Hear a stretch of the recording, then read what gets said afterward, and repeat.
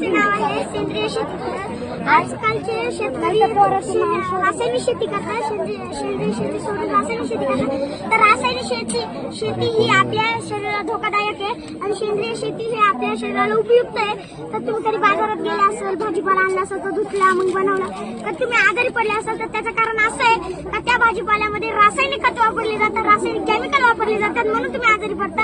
आणि याच्यामध्ये शेणखत वापरलेलं आहे, बनायची शेत आहे आणि त्याच्यामध्ये शेणखत वापरलेलं आहे. त्याचे वेगवेगळे प्रकार असतात, गांडूळ खत, शेणखत, कोंबडी खत आणि फ्लावरचे शेत आहे त्याच्यामध्ये शेणखत वापरलंय, गुलाबाचं शेत आहे त्याच्यामध्ये शेणखत वापरलंय आणि शेंगदाण्याची पेंड आहे, गाईचं खाद्य शेंगदाण्याची पेंड आणि हे उडदाची डाळ आहे. मग याची आपण आमटी पण खातो आणि गाईचं खाद्य पण आहे आणि हे खाल्ल्यानंतर गाई शेण देते. मग त्या शेणाचं 1 किंवा 2 महिन्यानंतर खत तयार होतं, ते खत मग या शेतीमध्ये आपण वापरतो. आणि या प्रोजेक्टमधून मला असं सिद्ध करायचं, शेतकऱ्यांनी रासायनिक शेती न करता सेंद्रिय शेती करावी. धन्यवाद.